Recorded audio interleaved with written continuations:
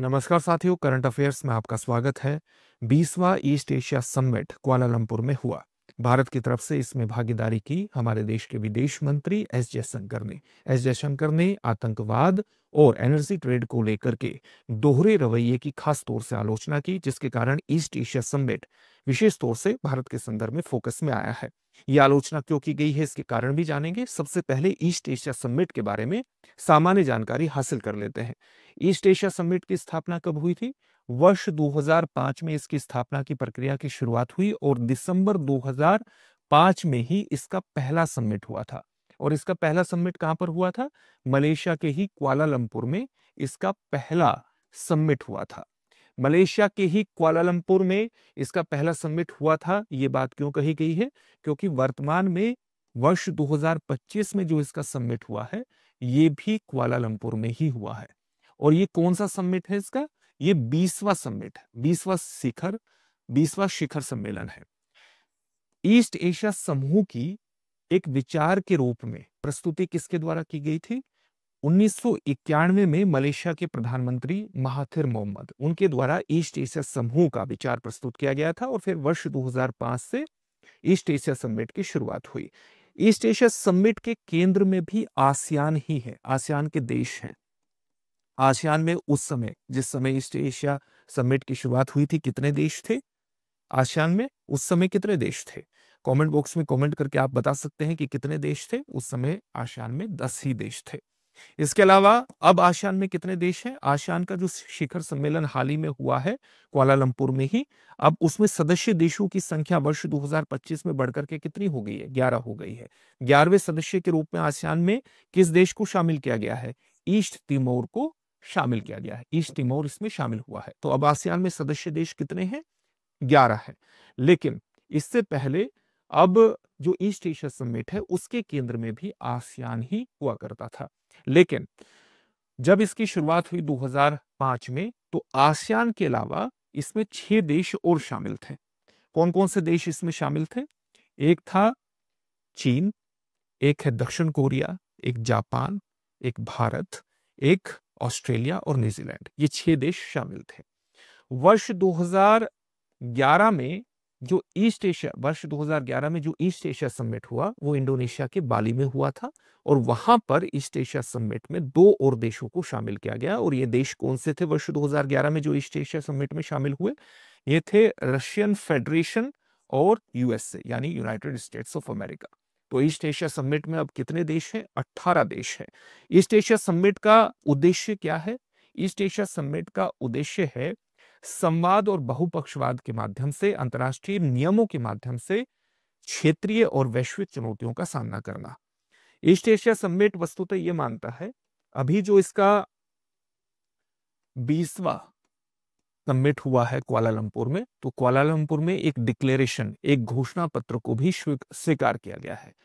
यह घोषणा पत्र ईस्ट एशिया समिट के वर्ष 2005, वर्ष 2010, वर्ष 2015 और वर्ष 2020 की घोषणा पत्रों की ही एक निरंतरता है, उसी की एक कंटिन्यूटी है। निरंतरता क्यों है? क्योंकि ईस्ट एशिया समिट इन घोषणाओं के माध्यम से लगातार ये कहता है कि वैश्विक और क्षेत्रीय समस्याओं का जो समाधान है वो संवाद, सहयोग, बहुपक्षवाद यानी मल्टीलेटरलिज्म, बहुपक्षवाद और अंतर्राष्ट्रीय नियमों के पालन के माध्यम से होना चाहिए। यही बात इसने वर्ष 2025 के घोषणा पत्र में भी कही है। ये भी मानता है कि वर्तमान में विश्व के सामने कई प्रमुख चुनौतियां हैं। ये प्रमुख चुनौतियां किस रूप में है? जैसे विश्व के सामने वर्तमान में ईस्ट एशिया समिट ये मानता है कई भू राजनीतिक चुनौतियां हैं। जैसे भू राजनीतिक चुनौतियों के रूप में ये किसे व्याख्यायित आप कर सकते हैं? जैसे जो मध्य पूर्व का संकट है। मध्य पूर्व का संकट किसके रूप में आप देख सकते हैं? जो हमास और इजराइल के बीच जो लगातार एक संघर्ष आपको देखने को मिला, कॉन्फ्लिक्ट आपको देखने को मिला है। इसके अलावा जो रशियन फेडरेशन और जो यूक्रेन का संकट है, ये आप देख सकते हैं। ये 2 महत्वपूर्ण भू राजनीतिक चुनौतियां लगातार चल रही हैं। साथ ही ईस्ट एशिया समिट ये भी कहता है कि कुछ महत्वपूर्ण आर्थिक चुनौतियां, आर्थिक अनिश्चितता भी विद्यमान है। और आर्थिक चुनौतियों को आप संरक्षणवाद के रूप में परिभाषित कर सकते हैं। जिस प्रकार से अमेरिका ने पूरे विश्व पर एक तरफा प्रशुल्क लगाए हैं, टैरिफ लगाए हैं, उससे विश्व में कई प्रकार की आर्थिक अनिश्चितताएं उत्पन्न हो गई है। इसके अलावा एक और महत्वपूर्ण वैश्विक चुनौती है सुरक्षा को लेकर के, और ये सुरक्षा की जो चुनौती है ये कहीं ना कहीं आप साउथ चाइना सी में चीन के लगातार आक्रामक रवैये के रूप में भी परिभाषित कर सकते हैं। भले ही ईस्ट एशिया समिट सुरक्षात्मक चुनौती को स्वीकार करता है और इसमें चीन भी शामिल है ईस्ट एशिया समिट में, लेकिन क्योंकि इस पूरे संगठन में आसियान की सेंट्रलिटी है और आसियान के इर्द गिर्द आप देखेंगे कि साउथ चाइना सी है, वियतनाम के अगर आप पूर्वी हिस्से में देखेंगे और या फिलीपींस के पश्चिमी हिस्से में देखेंगे या ब्रुनेई के पश्चिमी हिस्से में देखेंगे तो आप देखेंगे कि साउथ चाइना सी के लगभग 90% हिस्से पर चीन दावा कर रहा है। तो ये साउथ आसियान देशों के लिए एक प्रमुख सुरक्षात्मक चुनौती है, लेकिन ईस्ट एशिया समिट के माध्यम से वो इस सुरक्षा चुनौती को कहीं ना कहीं अप्रत्यक्ष रूप से अभिव्यक्त भी कर रहा है। तो इन सारी सुरक्षा चुनौतियों को उसने बताया है कि अपने घोषणा पत्र में अभिव्यक्त किया है और इनके समाधान के रूप में वो आपसी संवाद, आपसी सहयोग, अंतर्राष्ट्रीय नियमों के पालन की ही बात करता है और इन्हीं के माध्यम से वो समस्याओं के समाधान को एक प्रकार से लक्षित भी करता है। भारत की तरफ से इस समिट में हिस्सेदारी किसके द्वारा की गई है? भारत के विदेश मंत्री एस जयशंकर के द्वारा हिस्सेदारी की गई है और उनके द्वारा दो प्रमुख मुद्दे उठाए गए हैं। एक तो आतंकवाद को लेकर के जो अमेरिका और यूरोप का दोहरा रवैया है उसको लेकर के कहीं ना कहीं एक बात कही गई है। हालांकि उनके देशों का, यूरोप का या अमेरिका का नाम नहीं लिया गया है, लेकिन आतंकवाद पर जो दोहरा रवैया है, जो डबल स्टैंडर्ड है, उसकी आलोचना भारत के विदेश मंत्री के द्वारा की गई है। ये आलोचना इसलिए भी महत्वपूर्ण हो जाती है क्योंकि अमेरिका में और विशेष तौर से अमेरिकी राष्ट्रपति डोनाल्ड ट्रंप के द्वारा जिस प्रकार से अमेरिका के सेना प्रमुख आसिम मुनीर की तारीफ की गई है, पाकिस्तान की तारीफ की गई है, वो कहीं ना कहीं आतंकवाद पर उसके एक नरम रवैये या डबल स्टैंडर्ड को परिलक्षित करता है। तो आतंकवाद पर डबल स्टैंडर्ड को एक आलोचना का शिकार होना पड़ा है एक भारत के विदेश मंत्री द्वारा ईस्ट एशिया समिट में, और ये कहीं ना कहीं उसी परिप्रेक्ष्य में किया गया है कि जिस प्रकार से यूएस द्वारा पाकिस्तान के सेना प्रमुख की तारीफ की गई, पाकिस्तान की तारीफ की गई, और आतंकवाद को लेकर के ये एक डबल स्टैंडर्ड को परिलक्षित कर जाती है चीज। आतंकवाद की आलोचना की गई और इसके अलावा जो एनर्जी ट्रेड है इस पर भी दोहरे रवैये की आलोचना भारत के विदेश मंत्री द्वारा की गई है। अब इस पर दोहरा रवैया क्या है? अब आप देखिए कि अमेरिका ने भारत पर पहले 25% का टैरिफ लगाया, उसके बाद 25% का अतिरिक्त टैरिफ इसलिए लगाया, उसका कहना यह था कि भारत रूस से तेल की खरीद कर रहा है। अब भारत का कहना है कि यूरोपियन यूनियन का रशिया के साथ वर्ष 2024 का जो ट्रेड है उसका जो वॉल्यूम है वो 67.5 बिलियन यूरो का है।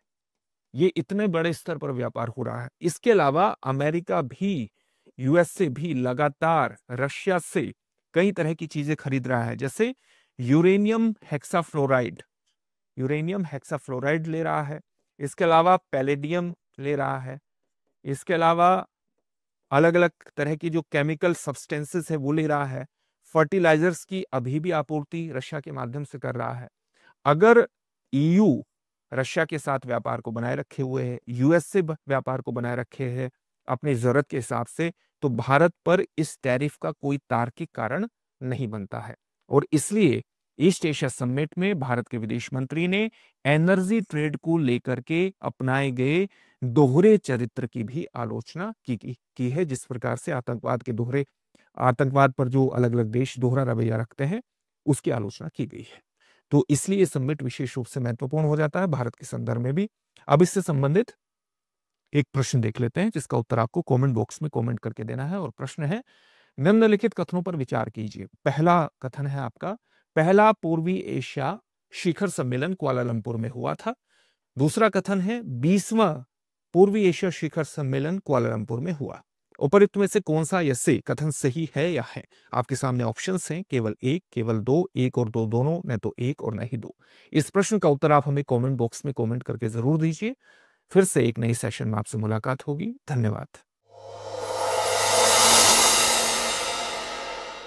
अब एग्जाम की तैयारी को और बेहतर करने के लिए हमारे चैनल को लाइक, शेयर और सब्सक्राइब करना ना भूलें।